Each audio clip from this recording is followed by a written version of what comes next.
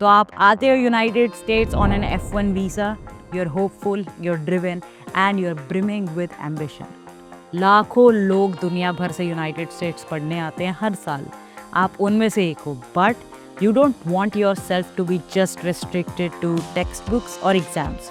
आप चाहते हो कि आप ट्रांसफॉर्मेशन को चेज करो, you challenge yourself and then you want to build a story for yourself that stretches beyond borders. आपकी ये कहानी शुरू क्लासरूम्स में होती है, लेकिन धीरे धीरे वो क्लासरूम से बाहर आ जाती है।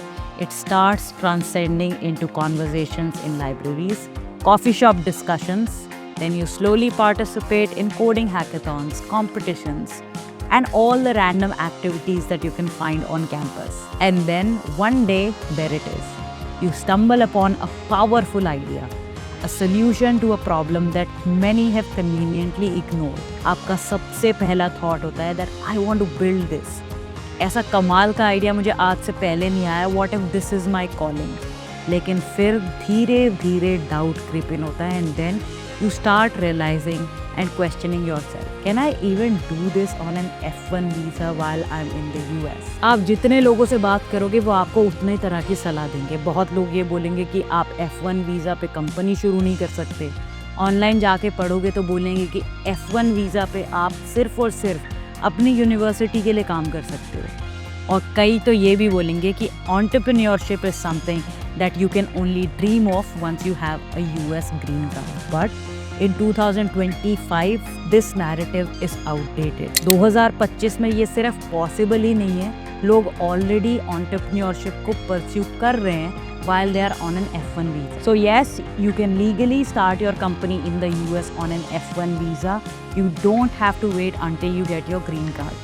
But the key lies in the fact that you need to know what you can do on an F1 visa and what you need to avoid. And that is exactly what we are going to discuss in this video. अगर इस channel पे नए हो तो मेरा नाम है Sheetal, I am the founder of ड्यूसपेड, जहाँ पे हम आपकी स्टडी अब्रॉड जर्नी को करते हैं आसान। अगर अब तक चैनल को सब्सक्राइब नहीं किया है तो अभी जाके करो, क्योंकि यहाँ पे हम बहुत सारी वीडियोस डालते हैं जो आपको किसी ना किसी तरह से ज़रूर हेल्प कर सकती है। तो आइए आज की वीडियो पे वापस आते हैं। So let's start from the very beginning. Yes, as an international student you can have your own company, you can register an LLC or Delaware C Corp. You can do so in several ways. You can go through Strip Atlas, LegalZoom, Zen Business, or even a corporate lawyer. You can open a business bank account. यहाँ तक कि आप pitch rounds में भी participate कर सकते हो to generate funds. But what you cannot do is you cannot legally start working for your own company while you are on an F1 visa. Sounds very tricky, right? और ये जानना ज़रूरी इसलिए है because until or unless you have proper work authorization to work in the US professionally, चाहे वो OPT हो, optional practical training, या फिर STEM ऑप्शनल प्रैक्टिकल ट्रेनिंग हो, आप किसी भी तरह अपनी कंपनी में कंट्रीब्यूट नहीं कर सकते हो। You cannot have an active involvement in your company because even volunteering and working for your company without any pay is considered a violation of your F1 rules and regulations as per the USCIS. और आपको पता है इसमें smart founders क्या करते हैं?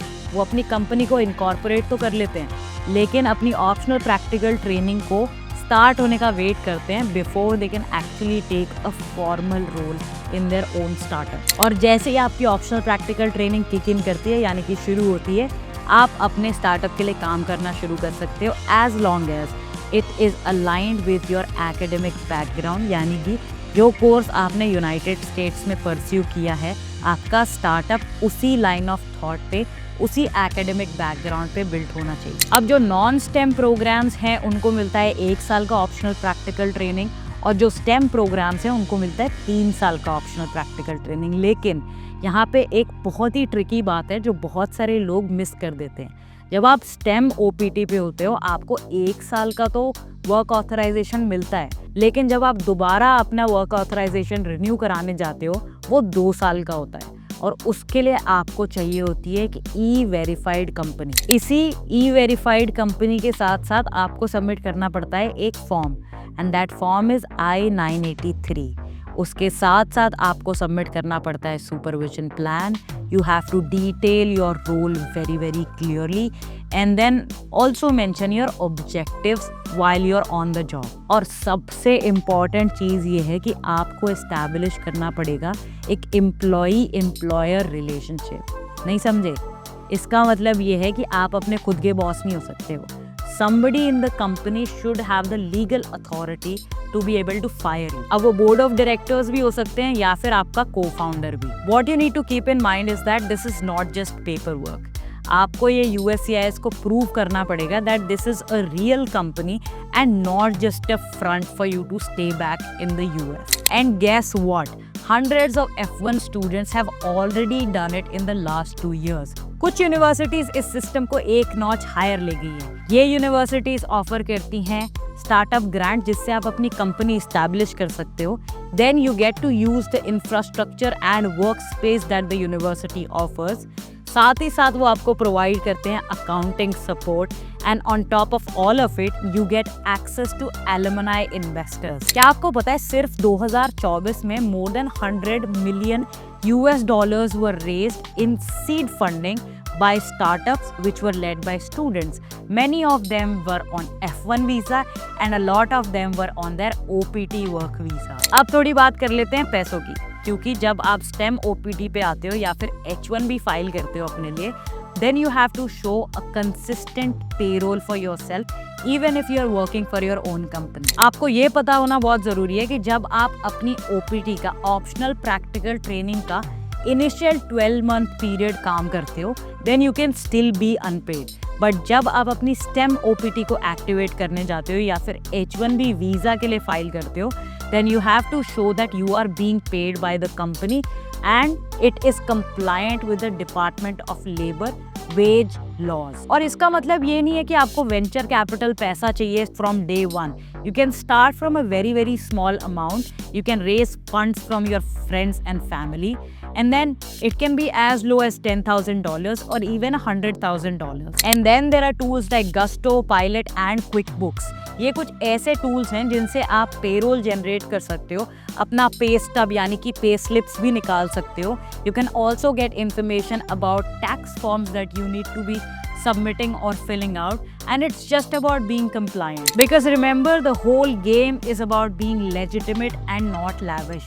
So you can start small and that's not going to be a problem as long as you have everything in place as per the US laws. Now let's answer the biggest question that you might be having in your mind right now. Can you sponsor your own H1B visa through your startup? So the answer is a big loud yes. 2020 में USCIS ने ये clarify कर दिया था कि आप अपनी company के थ्रू अपना H1B वीज़ा फाइल कर सकते हो, given that your company is able to follow certain rules. और उन रूल्स की लिस्ट में सबसे पहले है that your startup should be properly structured, it should have a proper organisation chart, आपका रोल और जॉब डिस्क्रिप्शन क्लियर होना चाहिए, and on top of everything there should be board authority, जिसका मतलब ये है कि आपके ऊपर किसी और की पावर होनी चाहिए so that you are not your own boss. और आपको पता है 2023 और 24 में बहुत सारे ऐसे फाउंडर्स हैं जो इंडिया से हैं, नाइजीरिया से हैं, ब्राज़ील से हैं, that have actually gone to win H1B lotteries through their startups. So this is not really theory anymore. It's practical, it's real. And this brings us to the larger context. Current US president Donald Trump ने ये अपनी बात बहुत बार कही है, and most recently 2024 presidential election campaign में वो एक टाउन हॉल कर रहे थे जहाँ पे उन्होंने ये कहा था, we want to keep the best talent, the brilliant ones coming out of Harvard MIT. They shouldn't be forced to leave. If they build companies here they should stay here. वैसे तो ट्रंप की policies with respect to immigration काफ़ी controversial रहती हैं, लेकिन काफ़ी पहले से ट्रंप सपोर्ट करते हैं स्टूडेंट फाउंडर्स को and people who are trying to make something of their own in the US while following the rules. And this shows that America needs its student population, student builders, student founders, and it's all about entrepreneurship and global competitiveness. तो अब थोड़ा numbers की तरफ देख लेते हैं. Indian students जो 25% से ज़्यादा पॉपुलेशन मेकअप करता है इंटरनेशनल स्टूडेंट्स का इन the US, they also contribute more than $16 billion to US economy annually. So they are not just tuition payers, they are builders, they are innovators. From Austin to Boston and Stanford to CUNY, बहुत सारे international founders including Indians ऐसे हैं जो अलग अलग तरह की company शुरू कर रहे हैं, जैसे कि AI startups, climate tech solutions and even fintech apps, and all of this while being within the F1 framework. They are not bending the rules, they are following them better than ever. Just remember, as soon as you start working for your startup, remember to update your designated school officer about the job role, the title, your employer EIN number, and also that how this particular job role is directly related to your academic studies that you pursued at that particular university. But ध्यान रहे कि एक छोटी सी गलती से भी आपका सपना entrepreneurship का एक मोमेंट में ख़त्म हो सकता है. If you continue to do unauthorized work for your startup, your visa might be revoked. If your company is not well documented or structured, you might not be able to file an H-1B through your company. And before you even know it, your dream of pursuing entrepreneurship while studying in the US is just gone like that. So talk to your lawyers, stay informed, keep everything documented, and update your service profile regularly.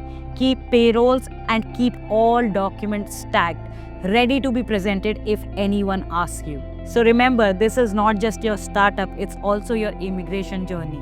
Just zoom out for a second. This is about a new generation of founders that are transcending the borders.